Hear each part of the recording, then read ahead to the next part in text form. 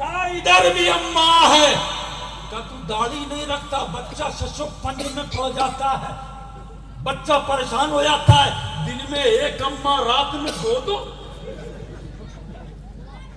इसलिए बच्चा ज्यादा रोता है। उसके समझ में आ गया, उसने दाढ़ी रख ली। 4, 5, 6 दिन हुए, 1 हफ्ता हुआ, दौड़ा दौड़ा आया, हजरत आपने कोई ना तावीज दिया है ना कोई दुआ की है, बच्चा सही हो गया है, बच्चा रोना बंद कर चुका है। हजरत ने इरशाद फरमाया, वो हजरत भी अल्लाह वाले ही हो गए। हजरत ने इरशाद फरमाया, मैं देख रहा था कि दाढ़ी जहां रख ली जाएगी नहूसत भाग जाएगी, शैतान भाग जाएगा, रहमत खुदावंदी उतरना।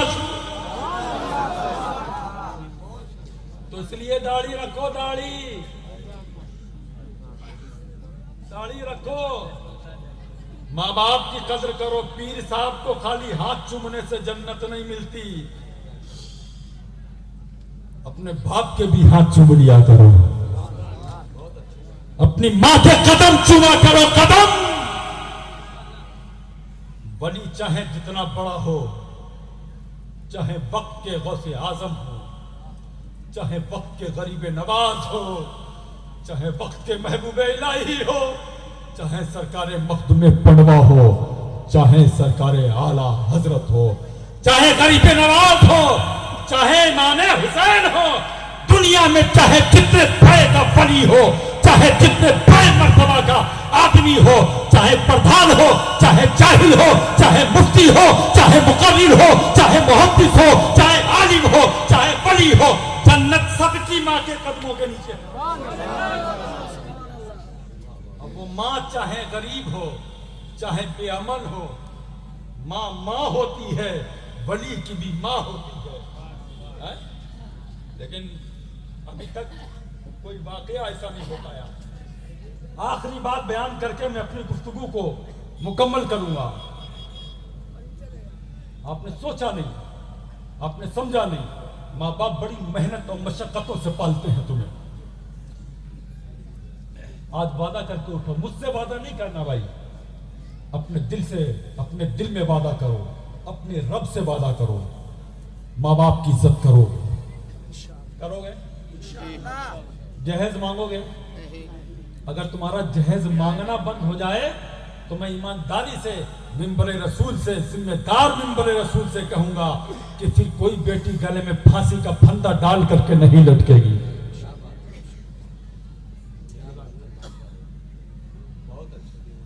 फिर कोई बेटी नदी में कूद करके जान नहीं देगी, फिर गैस सिलेंडर को फाड़ करके जान नहीं देगी। तुम जहेज मांगते हो, गौसे आजम की चौखट तुम्हारे लिए थी, दौलत चाहिए थी, माँ बाप से दुआ करवाया होता। तुझे मालूम नहीं है? हजरत बाबा फरीद गंज शकर। बिल्कुल आखिरी बात बयान कर दूं, अपनी गुफ्तगू को फिर बस यहीं पे समेट दूं। पहली बार मैं कोई वाकया बयान करने जा रहा हूं, मैं पूरी तकरीर हो गई है, तवज्जो से सुनो।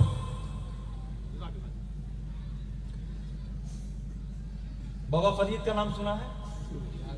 सुना है यार। नमाज भी पढ़ाती थी ना उनकी वालिदा, तो मुसल्ले के नीचे शक्कर रख दिया करती थी। काश हमारी भी माएँ, हमारी बहनें, हमारी कौम की बेटियां अपने बच्चों को नमाज पढ़ाना शुरू कर दें। लेकिन नहीं ना, ये नमाज तो पढ़ाएंगी नहीं। जब नमाज नहीं पढ़ाएंगे, नमाज नहीं सिखाती हैं, इल्ला माशाल्लाह बहुत कम ऐसी हैं जो अपने बच्चों को नमाज सिखाएं, रोजा सिखाएं, बच्चों को नात शरीफ पढ़ना सिखाएं, कलमा तैयबा सिखाएं। ये जब सिखाती है ना, मादरत के साथ में मैं दुखती रख पे हाथ रख के कुछ कहने की कोशिश कर रहा हूँ। ये जब सिखाती है ना तो गाना सिखाती है। आज चच्चा को गाना गा के सिखाओ, वो बड़ा मेहमान आए, खालू आए हैं, जरा इस गाने पे डांस करके दिखाओ। तुम ये सिखाओगी? तुमको ये सिखाना नहीं चाहिए था, तुमको वो सिखाना चाहिए था जो रसूलुल्लाह की बेटी ने इमाम हुसैन को सिखाया था। तुमको वो सिखाना चाहिए था जो इमाम हसन को सिखाया गया था। तुमको वो सिखाना चाहिए था जो सैयदा ज़ैनब को सिखाया गया था। तुमको वो सिखाना चाहिए था जो सैयदा फातिमा को सिखाया गया था। तुमको वो सिखाना चाहिए था जो वक्त के बड़े बड़े औलिया इकराम को सिखाया गया था बचपनों में। तुम अपने बच्चों को परवरिश करती हो, करो, शौक से करो। मैं अपनी बहनों से मुखातिब हूँ, अपनी माओ चच्चियों से मुखातिब हूँ, अपनी कौम की गैरतदार बेटियों से मुखातिब हूँ कि तुम पर्दे के नाम पे कभी ऑब्जेक्शन मत कर देना, तुम कभी इसके खिलाफ न खड़ी हो जाना। पर्दा तुम्हारी इज्जत है, इसी में पर्दा है तो तुम्हारी इज्जत है। जिस दिन तुम्हारा हुस्न बाजार में आ जाएगा, तुम्हारी इज्जत 2 कौड़ी की नहीं रह जाएगी, किसी लायक नहीं रह जाएगी। जब तक चीज पर्दे में होती है तब तक उसकी इज्जत होती है, और चीज जब पर्दे से बाहर आ जाती है ना, मार्केट में जब आ जाती है तो फिर उसका वो भाव नहीं रह जाता है, इज्जत नहीं रह जाती है। खैर मैं बात बयान न करूं, ये हमारी बहनें जो पालती है ना अपने बच्चों को, तो ये कहती हैं कि देखो अगर बच्चा, उनको कोई काम करना रहता है, मान लिया घर में आप गए, आप मेहमान हैं किसी के घर में बन के गए, आपके घर में कोई मेहमान बन करके आ गया, और जब मेहमान बन के आया ना तो इन्होंने देखा मेहमान आ गया, तो फिर इनको वो क्या बोलते हैं, मसाला भी पीसना है, फिर इनको खाना भी बनाना है। और बच्चा अगर रो रहा होता है, फिर ये कहती है कि बच्चा रो रहा है, अब क्या करें। तो अगर किसी को दे दिया, बच्चा फिर भी ना चुप हुआ, दूध पिलाने कहते हैं, अगर दूध पिलाएंगे तो फिर टाइम लग जाएगा, मेहमानों के खाने में टाइम लगेगा, मेहमान वहां अपने घर पे जाकर के हमारी बदनामी करेगा। फला जगह गए थे, टाइम से नाश्ता भी नहीं मिला, फला जगह गए थे, खाना भी नहीं मिला, मेहमान बदनामी करेगा। तो बच्चों को सुलाने के लिए, बच्चे को डराने के लिए, ये हमारी कौम की बेटी, ये हमारी कौम की औरतें करती ऐसा है, तो उनको डराती है, कहती हो चुप हो जा, वो देखो शेर आ रहा है। बच्चा एकदम छोटा सा बच्चा, 6 महीने का, साल भर का बच्चा, 8 महीने का बच्चा, वो एकदम चुप हो जाता है, शेर के नाम से बच्चा डर जाता है। वो कहती है ओ वो बिल्ली देखो, वो बिल्ली देखो, बिल्ली कुछ नहीं होती है, लेकिन ये झूठ बोल के बच्चे को चुप कराती है। वो कहती है वो कुत्ता आ रहा है, चुप हो जाओ वरना कुत्ता काट लेगा। बच्चा चुप हो जाता है। मैं आपसे एक जवाब चाहूंगा मेरी कौम की बेटियों, तुमको हाथ नहीं उठाना है, तुमको जबान नहीं हिलानी है, अपने गिरबान में अपने सर डालो और ईमानदारी से बताओ, जिस बच्चे को तुमने बचपन में 6 महीने की उम्र में, साल भर की उम्र में, 1 साल की उम्र में, 2 महीने की उम्र में, जिस बच्चे को तुमने शेर से डराया है, जिस बच्चे को बिल्ली से डराया है, जिस बच्चे को कुत्ते से डराया है, जो बच्चा बचपन में बिल्ली से डरेगा आगे चलते शेरों का मुकाबला नहीं कर पाएगा। जो बच्चा बचपन में बुज़दिल हो जाएगा, जो बच्चा बचपन में बिल्ली से डरेगा, वो इस्लाम के बागियों से कैसे मुकाबला करेगा। इसलिए अपने बच्चों को कुत्ते बिल्ली से न डरो। इसलिए कुत्ते और बिल्ली से डरने वाले बच्चे बुज़दिल होते हैं। अगर डराना था तो खौफ इलाही से डराते, बच्चे को डराना था तो जहन्नम के शोले से डराते, बच्चे को डराना था तो अज़ाब नार से डराते, बच्चे को डराना था रब के कहर से डराते। इसलिए जो बच्चा बचपन में बुज़दिल बनेगा, न अपनी बहन की रक्षा कर पाएगा, न अपने बाप का बाजू बन पाएगा, न अपने घर वालों की लाठी बन पाएगा। और जो बच्चा खुदा से डरेगा, वो बच्चा आगे चल के शराबी नहीं बनेगा, वो बच्चा आगे चल के जुआरी नहीं बनेगा, वो बच्चा जब जवान होगा तो पापी नहीं बनेगा, वो बच्चा जब जवान होगा तो बेहया बदकिरदार नहीं बनेगा, बल्कि किसी मस्जिद का इमाम बनेगा, बल्कि मदरसे का मुदर्रिस बनेगा, आलिम दीन बनेगा, हाफिज़ कुरान बनेगा। और अगर ये कुछ ना भी बन पाया तब भी माँ बाप की इज्जत करने वाला बनेगा। इसलिए बच्चों को कुत्तों और बिल्ली से न डराओ, अल्लाह से डराओ। रसूल पाक के और सहाबाए किराम के वाक़या सुनाओ। हज़रत बाबा फरीद गंजे शकर, बहुत मोहब्बत से सुभान अल्लाह, बाबा फरीद गंजे शकर अलैहि रहमतुल्लाह। मेरी बहनों, तुम्हारे लिए एक पैगाम है, और मेरी कौम के बेटों, मेरे कौम के बड़े बूढ़ों, आपके लिए भी एक पैगाम है। इस वाक़े में पूरी तकरीर हो गई, तकरीबन 1 सवा 1 घंटे की। एक वाक़या सुनो। हज़रत बाबा फरीद गंजे शकर चिल्ले माकूस भी किया करते थे, कुएं में लटका दिए जाते, पांव में रस्सी बांध दी जाती, पूरी रात कुएं में उल्टे लटक के खौफे इलाही में कांपते रहते, इबादत करते रहते। और फिर एक वक्त वो आया, जंगल में आए और जंगल में आकर के एक पेड़ के नीचे बैठे, रात भर रब की इबादत। फजर का वक्त हुआ, नमाज पढ़ी, फिर बढ़ गए। ये आखिरी जुमले हैं मेरी तकरीर के, हिफाजत से सुनो, मोहब्बत से सुनो, मोहब्बत के कानों से सुनो, दिल की तख्ती पे नोट करके लेकर के जाओ। जहां जैसी जरूरत थी वहां बोलने की कोशिश की। मुकम्मल हक तो खतीब का खिताबत का अदा नहीं कर सकता। मेरे बाद भी उलमाए किराम मौजूद हैं, वो आपके गोश गुजार करेंगे। हजरत बाबा फरीदगंज शकर ने कहा कि चलो फिर बैठ जाते हैं तस्बीह पढ़ने के लिए। तस्बीह उठाई, अल्लाहू अल्लाहू अल्लाहू, जर्ब लगा रहे हैं, कलमा ला इलाहा इल्लल्लाह की जर्ब लगा रहे हैं, इल्लल्लाह की जर्ब लगा रहे हैं, अल्लाहू की।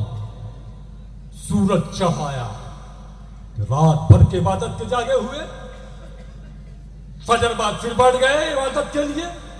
सूरज चढ़ाया, चिड़िया आई। चिड़िया जानते हो? चिड़िया आपके बंगाल में चिड़िया को क्या कहते हैं? चिड़िया कहते हैं ना। चिड़िया आई, पेड़ पे बैठी। अच्छा, सुबह सुबह के वक्त में बड़ा सुहाना वक्त होता है, वो बहुत सुहाना मौसम होता है। वो चिड़िया चहचहाती हुई आती है तो पूरे का पूरा झुंड आता है।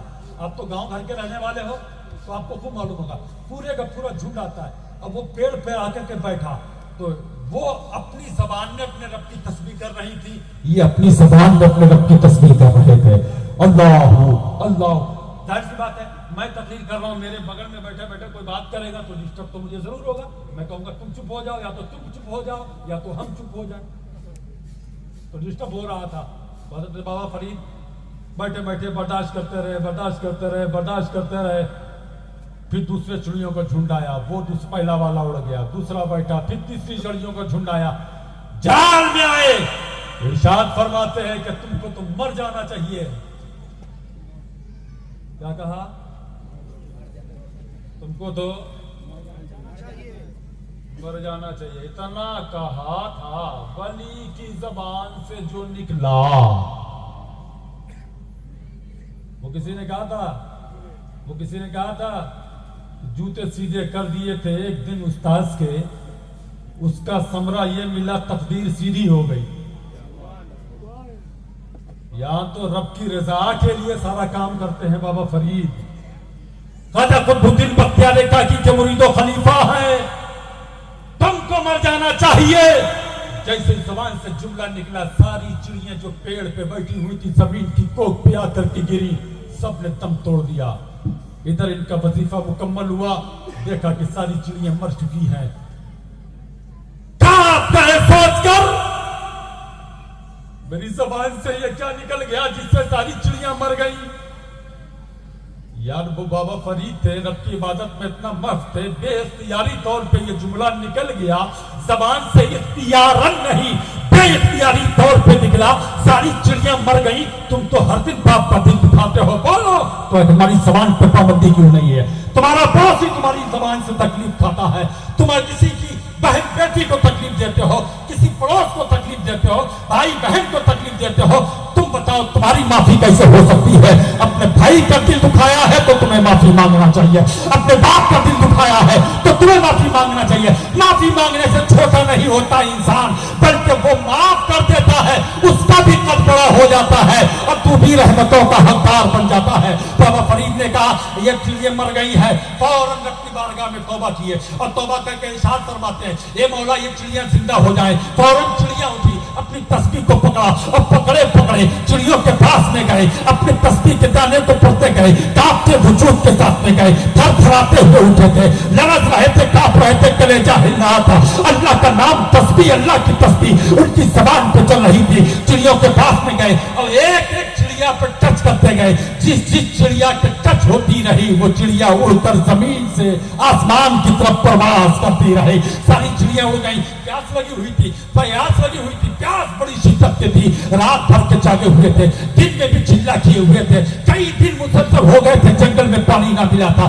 तो सोचते हैं चलो पानी पिया जाए। देखा कि जंगल में कई पानी मौजूद नहीं है। थोड़ा और आगे बढ़े, देखा कि एक बस्ती है। तो बढ़ते गए एक और बस्ती मिली, चलते गए एक और बस्ती मिली। उस बस्ती में जाकर करके सोचा कि यहाँ पानी पी ले।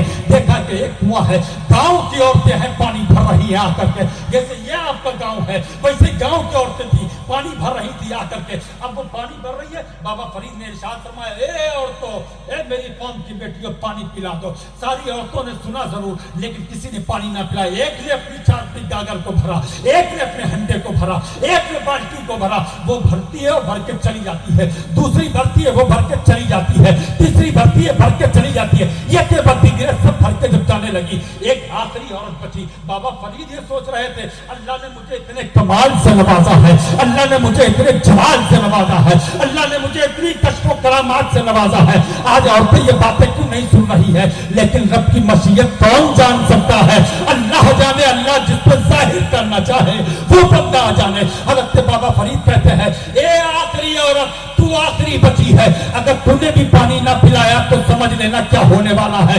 उसने कहा, क्या चाहते हो? कब पानी पिलाना, पानी पीना चाहते हैं? क्या तुम मुझसे पानी पियोगे? कहा, हाँ पानी पिला दे, वरना पानी पिला दे, वरना।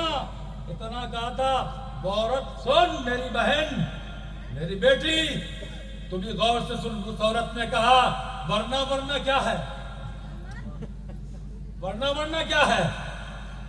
ये जंगल की चिड़िया नहीं, जब चाहो मारो, जब चाहो जिलाओ।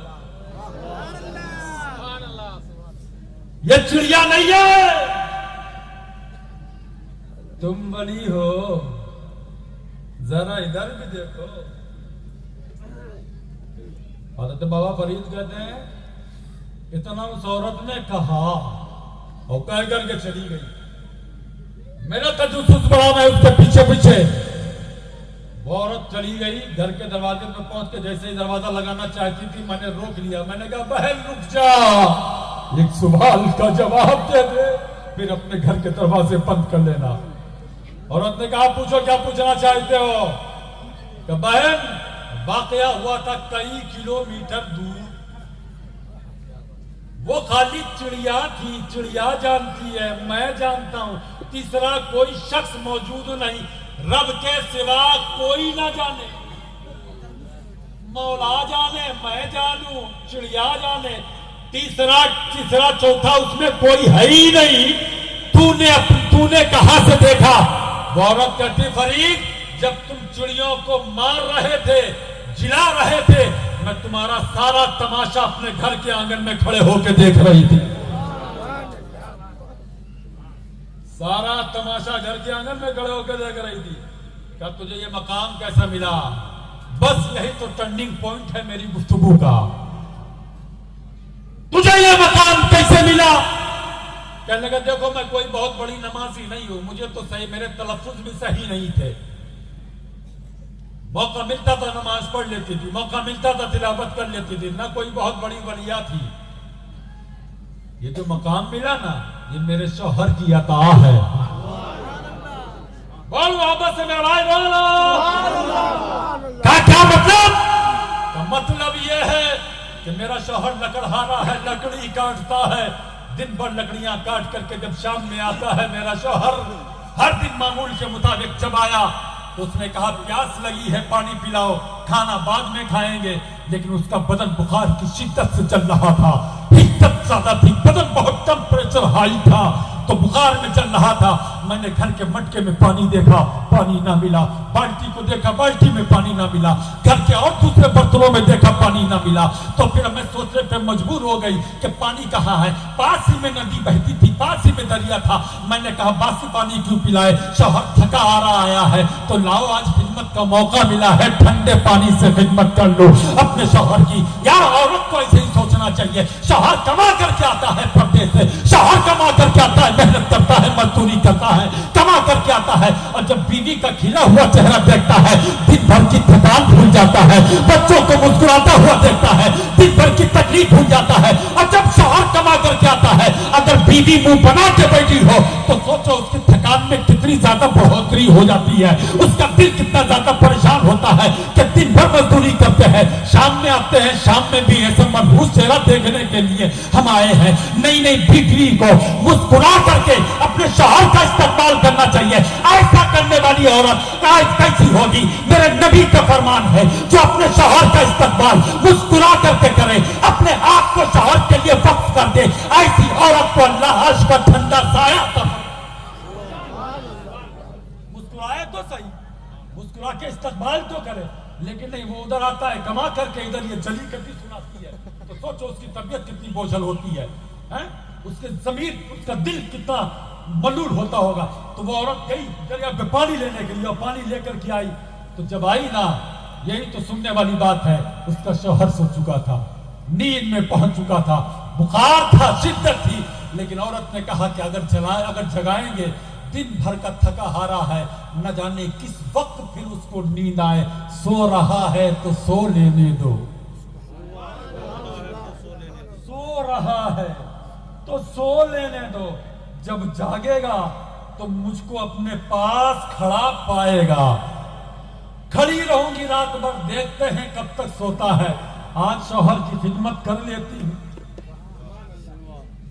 है कोई औरत आज जो शौहर की खिदमत के लिए थोड़ा सा लेट हो जाए ना, अपने आप जाओ निकालो खाओ, बैठी है क्या कर रही है, तू कौन सी कमाई कर रही है, हम तो बाहर गए थे काम करने के लिए, देख नहीं रहो सीरियल देख रहे, टीवी देख रहे, हालात ऐसे हैं, न बीवी शौहर का ख्याल कर रही है, न शौहर माँ बाप, न शौहर बीवी का ख्याल कर रहा है, न बेटे माँ बाप का ख्याल कर रहा है। बेटी लड़की, वो औरत पूरी रात अपने हाथों में पानी का गिलास लिए खड़ी रही, सुबह फजर के वक्त में शौहर की आंख खुलती है, देखा, आंख खुली, देखा बीवी है जिसकी आंखों में नींद भरी है, लेकिन आंखों की पलकों को बिल्कुल नींद में मखमूर है उसकी पलकें, लेकिन फिर भी वो आंखें खोल करके जबरदस्ती खड़ी है और कह रही आप बेदार हो गए, लीजिए आपके लिए पानी हाजिर है, पानी पीजिए। शौहर ने कहा वक्त क्या हुआ, कब फजर की अजान होने वाली, अभी 2 लम्हे गुजरे थे, मस्जिद से फजर की अजान की आवाज आती है, और अजान की आवाज जैसे आई ना, वो शौहर कहता है मौला मेरी बीवी मेरे लिए पूरी रात खड़ी रही, मेरे माबूद मैं कुछ नहीं दे सकता, लेकिन तू तो सब कुछ दे सकता है, मैं कुछ नहीं कर सकता, तेरे खजाने रहमत में किसी चीज की कमी नहीं है, तू अता कर सकता है।